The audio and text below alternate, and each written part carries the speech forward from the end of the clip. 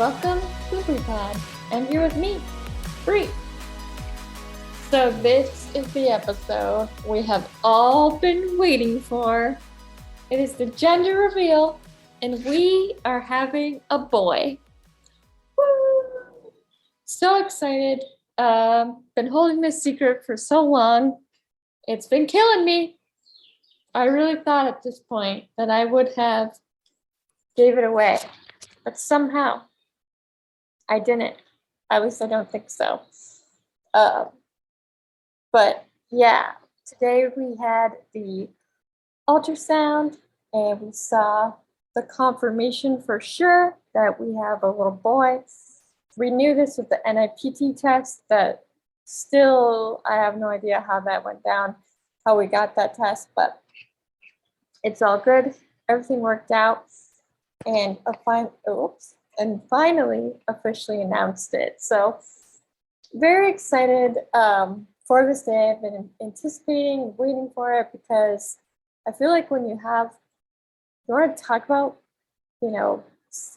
more things with your life, and you almost forget that something that is a secret. You're just like, I can't say it, but I want to say it so bad. So happy it's finally out there, and that we can share this amazing news with you guys.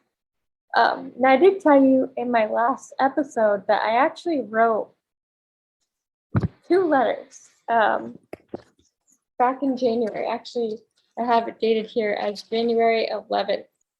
And one was if we had a baby girl, and one was if we had a baby boy. So I wanted to read the letter to you because years ago, back when I was really trying to get pregnant, I had different kinds of dreams about my son. Now, there was one time I had a couple dreams about my daughter, if I do end up having a girl one day. But I had a lot of dreams about my son. And so I wanted to share the letter that I wrote. Now, the irony about this letter is that I wrote it on January 11th, 2022. I did not know at this time that I was actually pregnant. So the irony of that is crazy. But here is what I wrote to my son, and I'd like to share it because as you know, we watch him grow and learn about him. I'm very curious to see what comes of it, like if it's true or just the different things. And also, I was very much inspired by Ellen Mainville, who is one of our really good friends' moms. Unfortunately, she did pass this past year from COVID, and it was like a mixture of an already pre-existing condition with COVID. And so, unfortunately, she will not be able to hear this, but this is dedicated to her because she actually wrote some letters about her sons, and our friend has shared them with us, and they're just beautiful. And I just loved that glow that he had when he talks about them, and how much, his mom had so much insight for not even really meeting them yet at this point, like with their personality and everything. So I was like very inspired and decided to want to do one myself, especially with the dreams that I had. So here we go. So this is a letter to my son, my unborn son. Now, at this point, I did not know the name yet. So to my handsome baby Herto, thank you for choosing me to be your mama. There have been many times where I was unsure if I could bear children. Years ago, I had visions of you and your sister, and my vision of you was when I was walking towards your daddy. We were eating at Panera, and they called my number. Well, the buzzer went off. As I was returning to the table, I saw a 2 to 3-year-old boy with dirty blonde hair, and you had your hair gelled just like daddy, and the cutest suit and bow tie on. It felt so real. The next time I dreamt of you, I saw a tall 17-year-old boy laughing because when he had a family hug, he towered me, which is possible because your grandfather is 6'8". Then I had a vision of you as an adult. You had such a beautiful heart. You had the travel bug in you, like Daddy, and the love to help others, like Daddy and I. I remember feeling sad because my baby boy was now a grown man.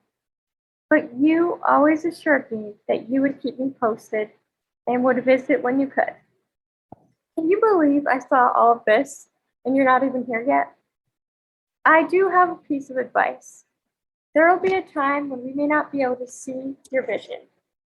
Do not fret, son, for you are born to explore and to share your good heart. Do not lose sight of this, and be sure to protect your heart too. Daddy and I love you so much. Love, Mom. So I do plan on continuing to write these letters, now more directed toward Liam. His name will be Liam Scott. And the choosing behind the name was actually a few things. When it comes to the name Liam, I've always loved that name. It has a beautiful Celtic background as well to it. And it just, I don't know, it just always has called to me.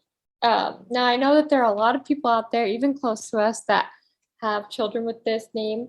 But, you know, it's truly a compliment, you guys as well, because I think it's a beautiful name and definitely send love, like, to everyone that chose it, you know, because it just means a lot. So that is what brought in the name Liam. And the Celtic side of it is, you know, we do have Irish in our heritage on both sides. And also, it just flows so beautifully with Scott, which Scott is really the name that means the world to me. Like, I love Scott because that is named after my uncle Scotty. Unfortunately, my uncle Scotty passed in, I want to say 2019. Unfortunately, I'm like horrible with the dates these time. Blah, blah, blah. I feel like I'm going in circles. I'm horrible with the dates because it just feels like it's been forever without him. But we lost him. A lot of things happened, so I don't want to go into that, but a lot of stuff happened that just, he was trying to better his life and it did not go well with how everything went down with the surgery. And so, not too long after that, he had passed. Well, I think it happened in like February, and then he passed in November, or could have been a little bit sooner. But with that being said, we chose the name after my Uncle Scotty. Uncle Scotty had the biggest heart in the world. He did not judge you. He would be there for you at any time if you needed him.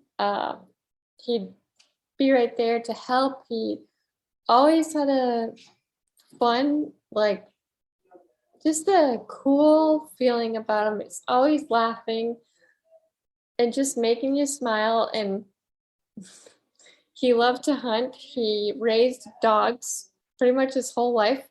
And he had dogs that went hunting with him. Just so many cool things about my uncle. I mean, we could go on a whole episode on Uncle Scotty, but the main thing was that I needed to name my son after him because he just, if there was anybody to just have that honor of his name, I would want it to be Uncle Scotty for my son, because it means the world to me. He meant the world to me. I miss him very much. I hate the fact of what happened with him. It's hard when I hear people talk about that same kind of surgery that he had, because it's just you go down the not so great trail, why this have to happen to him, but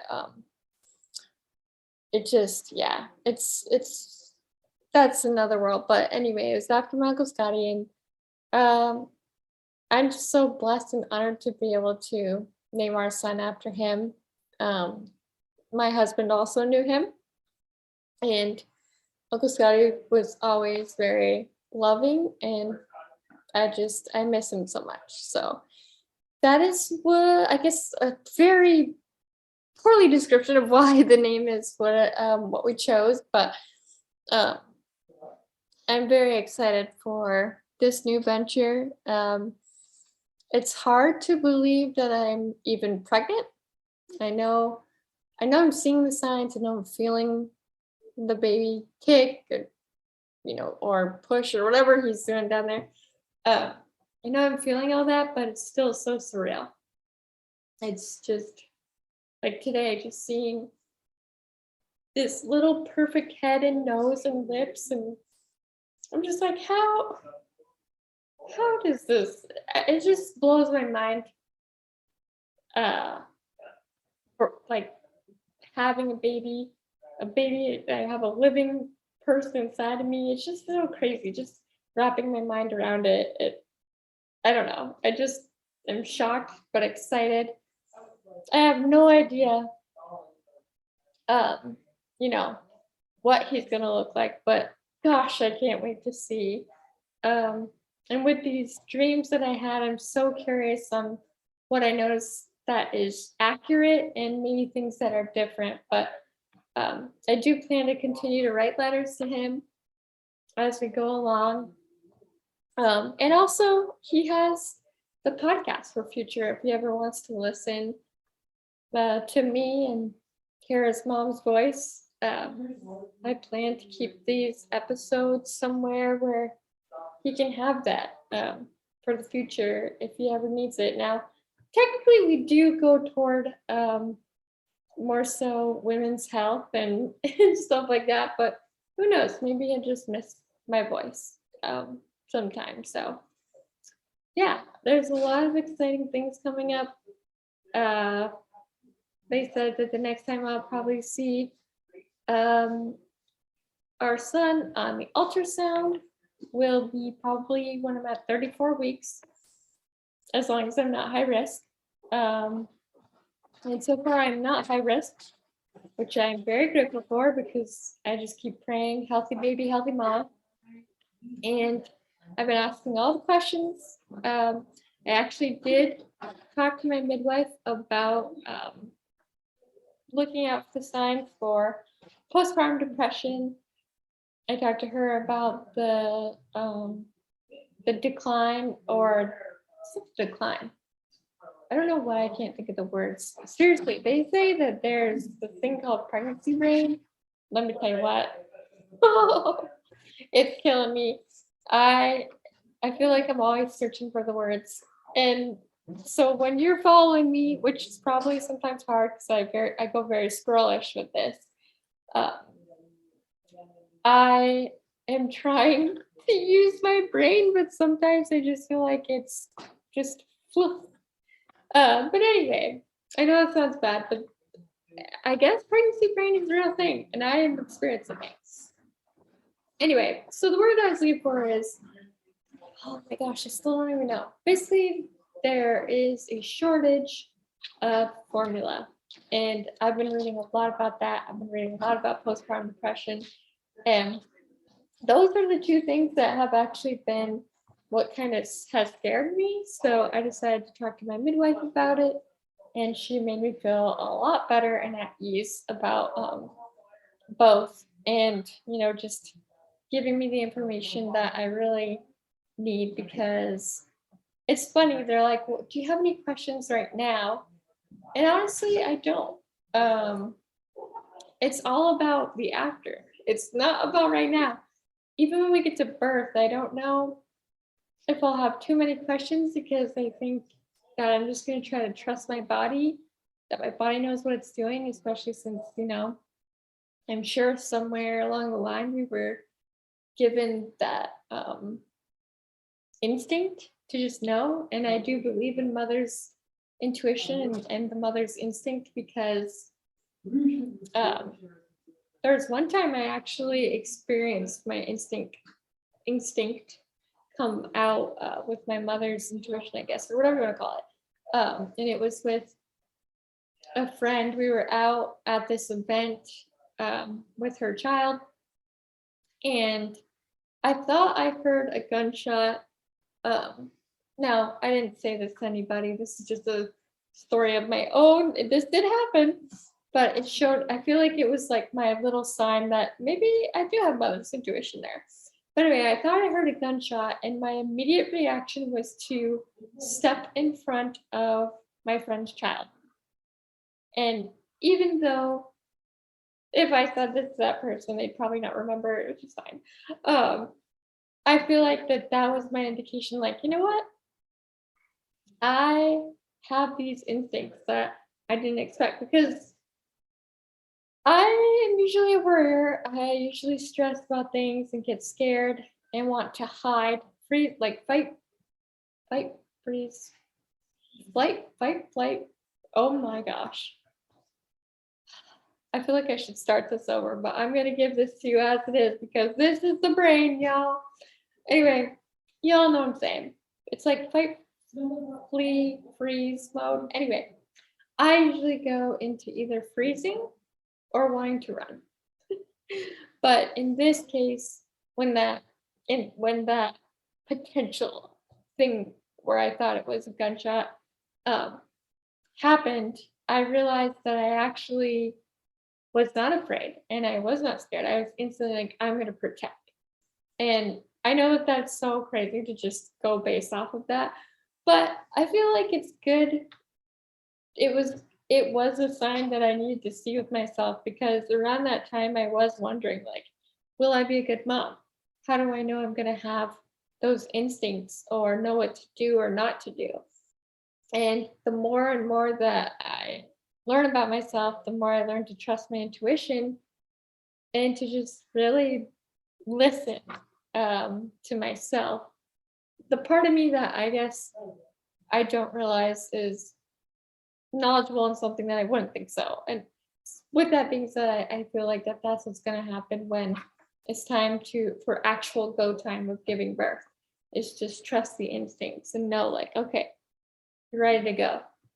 Now, will I have a plan with the pain management and everything?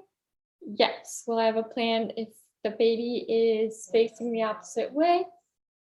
Yes. I mean, and when I say plan, I say that loosely because we can all say that we're going to plan something, but it doesn't always go the way that we expect it.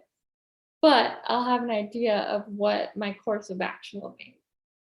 So I do plan on like looking into that, but I think I'm still going to continue, at least at this point, continue not really looking into um, the parenting books. I have a couple that I really like, but I don't know if I'm going to like dive deep in and study because part of me just thinks like, especially from all my friends and family that have children already, the biggest thing that they tell you is that they don't know what they're doing, they're winging it.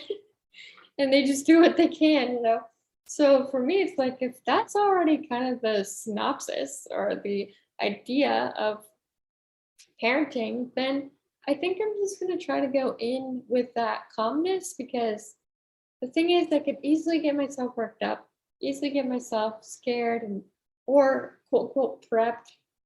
But at the end of the day, I just think that the way that I'm going, just trying to enjoy every day, embrace the present of it, especially now being in second trimester and finally feeling good, just trying to embrace these moments because I know that, or I don't know, but I know of others saying that the third trimester is going to start to feel more achy and more painful. And so I'm really just getting myself prepared, but also living in the present, but also writing letters to my child. Anyway, I feel like I did go on a very weird roller coaster ride, but I say that all the time. So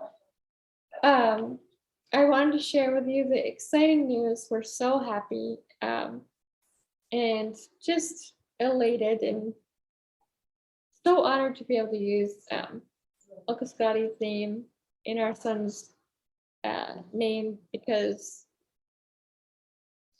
like there's just so many amazing things about him that I'm excited to have live on.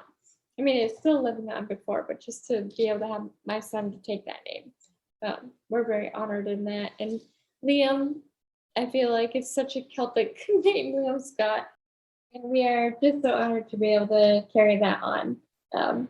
So, with that, you are loved, you are worthy, you are cherished, and I am proud of you. Until next time on the Brie Pod. Bye.